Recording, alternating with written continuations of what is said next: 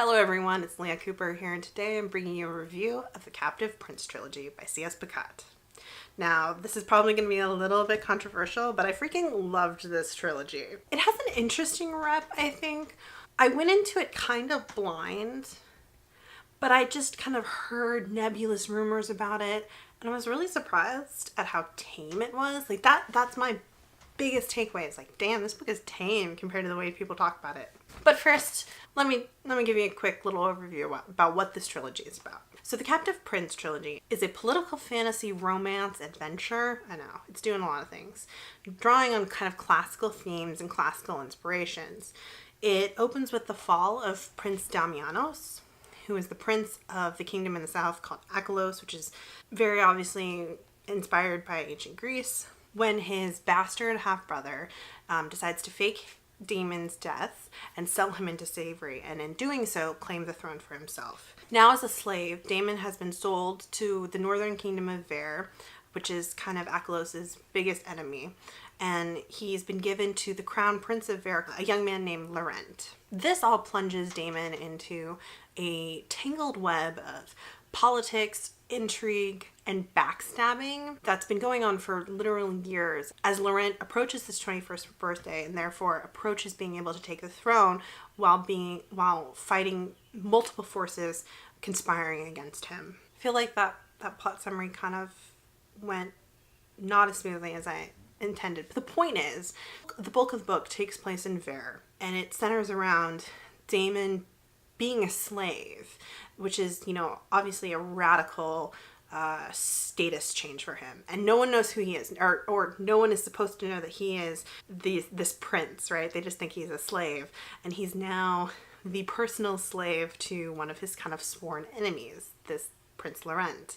And Prince Laurent hates him because Prince Laurent hates Achelos, the place where Damon's from, because Achelos 6 years ago invaded a portion of Ver, and in the course of that killed the king of Ver, Laurent's father, and Laurent's older brother. And specifically, Prince Damianos of Achelos was the one who killed his brother. And so Laurent has a lot of hatred for Achelos, and I think it's pretty understandable. And so he's not super thrilled to have this slave. And also the slave is given to him by his uncle, who's currently the regent of Ver. And we find out very early on that there is a lot of tension between the regent and Prince Laurent, though it takes us a very long time to discover the whole picture about why that tension exists. And so it is important to note that there are a couple different forms of slavery in this book. And so, that can be a turnoff for a lot of people, and that can be kind of like a hard no for a lot of people, and I totally understand it. Ultimately, this is a fantasy book taking place in a fantasy world, drawing on influences from cultures that have existed in our world. They're not those cultures, but drawing influence. But I think it's important to note that slavery in Achelos and slavery in Ver is actually two different distinct things, being inspired by two different forms of slavery that we experience. So in Achelos, slavery is very much like classical Greek, classical Roman slavery, and slavery in Ver is more like indentured servitude, which is its own form of slavery, but it's not the same thing. It's more contractual. It's important to note that because it takes a very long time for, in some respects, Damon, because the books are told entirely from Damon's perspective, and so he is narrating and he's experiencing it from his cultural perspective, which is very different than Ver. So he doesn't see how the slavery in the North is different for quite some time. And I mean, I'm not trying to advocate slavery or indentured servitude. Let me just nix that. Okay, I'm not saying that. I'm just saying that there are depths and layers to these cultures, which I think I've seen people tend to kind of toss out of hand. But I think that the layers and the depth is interesting because at the end of the day, this is just a fantasy book. It's not masquerading as anything else, anything more than that. It's a little fantasy romantic adventure. Okay, another comment I need to make. Yes, there is rape in this book. Not as much as I thought. Literally going into this book, I thought it was going to be like Anne Rice's Beauty trilogy. That is how I feel the book has been billed, and so that's what I was expecting, and then it turned out to be nothing like that. series at all.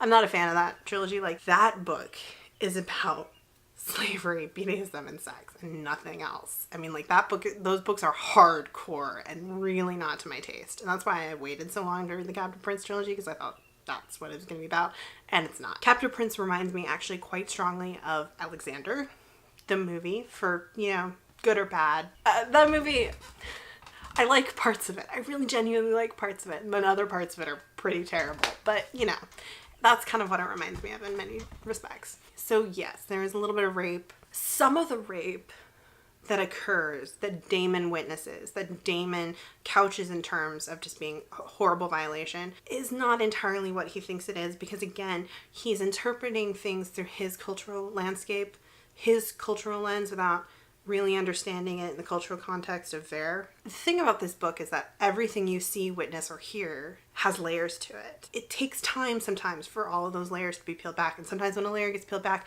there's 10 more layers underneath. And so that's one of the things I think you have to understand. Also, when you sit down to read these, you have to read the whole trilogy. Like, yes, there's like a plot arc for each of the books, but like there are emotional arcs and there are plot arcs that take the entire trilogy to peel back.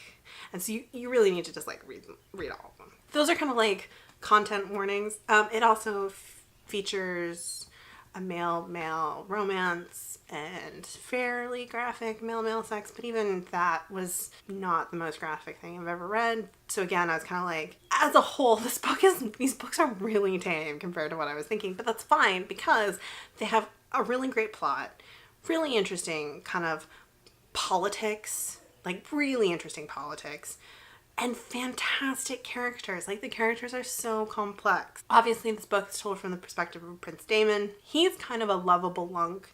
He's a very simple, straightforward, general type character. Like, he leads the army, and he's brave, and he's a fantastic fighter, and he thinks in very straightforward terms. And then we've got Prince Laurent, who has basically grown up in a pit of vipers and has had to become a viper himself to survive. He has this painful, sharp, cold exterior that goes pretty deep, but at the interior there is more to him, and we get little glimpses of it. But those little glimpses, again, since they're from the perspective of Damon, a lot of times we don't understand what those glimpses mean until much later. And I just love it. Like, I love Ice Queen type characters who are that way because like so many terrible things have happened to them and they've had to become this sharp tool, this sharp knife to survive. I love characters like that. I love peeling away all the reasons for why they are the way they are, especially when they have slightly ooey centers at the middle. I love the romance because it's real slow burn because there's so many layers of subterfuge involved, and you can't have a real romance until you burn through all the layers of subterfuge, and that takes a while. And I loved that journey, and I loved the politics, and I loved the way it unfolded. And you know, it was interspersed by some really great like action battle scenes that were fantastic, and it's the kind of fantasy that I love because it's so character centered, but it's like it's got a really narrow focus. Like, it's only from one point of view, or we get maybe like one or two scenes from Laurent's point of view, but it's really just one character's head, one field of vision. I love these really narrowed in, limited POV fantasies. Like, that's one of the things I really love, especially when a relationship is involved. So I love the characters, I love the plot, I love the political intrigue. The supporting cast is not super well developed, but it's not supposed to be because it's like a really laser focused plot. But the supporting cast is really interesting. Again, you could never really tell what someone's intentions are until you've peeled back all, because everyone has layers in this book. Everyone has subterfuge around them. Everyone is like lying or telling half-truths or maneuvering things, and that's really interesting to me. You know, I love being like, what's gonna happen next? What's gonna be revealed about these people next? If you want historically inspired queer fantasy, this is for you. I am hesitant to say if you like Game of Thrones, you'll like this, because Game of Thrones is one of those, like, here's a book with 10 points of view and is 20 bajillion pages long. And that's not what Captive Prince is. But if you like maybe some of the themes in Game of Thrones and you don't need 10 points of view in your book, then try this. Because that's kind of why I like it and why I don't like Game of Thrones, is I like all the political maneuvering, but I hate multiple POV. Now, Game of Thrones is not my jam, but if you like the themes in those books, you might like this, especially if you want like a male-male romance, because this book has it and it's fantastic. Okay, this is probably going to sound weird, but if you like dreary, and if you kind of like the complicated reformed Ice Queen Draco Malfoy trope, you'll like this book. I know, that's like really weird and specific, but who knows, maybe some of you out there are dreary fans.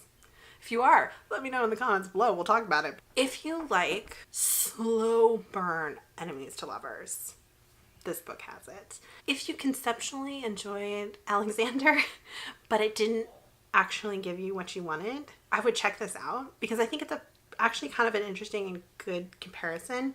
If you liked A Song of Achilles, you might try this. Once again, I picked up this series because I heard C.S. Picot give an interview that it just kind of made me fall in love with her a little bit, and so I will leave a link to the podcast where she's interviewed down below. You should totally check it out. She talks about, writing and the writing process of writing this trilogy and about a lot of other things, including her love of Yuri on Ice. So seriously, go check it out. Let me know if you loved or hated this series down below. I'm sure I will get, both reactions. Or let me know if this has inspired you to pick it up or has intrigued you at all. I gave the first book 4 stars, the second book 4.5 stars, and the third book 5 stars. So overall, I gave the trilogy 4.5 stars. Really, really loved it. And it's definitely going to go on like my to buy wish list, because I need to own a copy and I need to reread them. That's my review of the Captive Prince trilogy. See you guys in my next video. Bye.